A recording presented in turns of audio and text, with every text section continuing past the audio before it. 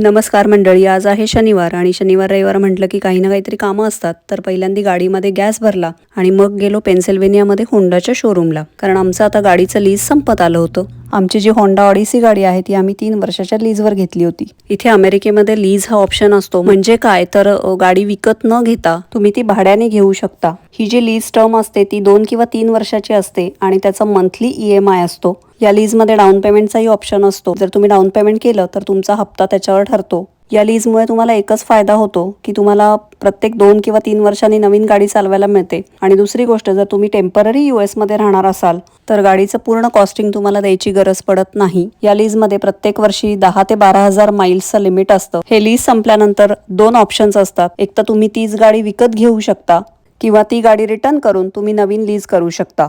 आम्ही तेच डिस्कस करण्यासाठी आलो होतो. आय होप तुम्हाला हा व्हिडिओ आवडला असेल तर चॅनलला नक्की सबस्क्राईब करा. Thanks for watching.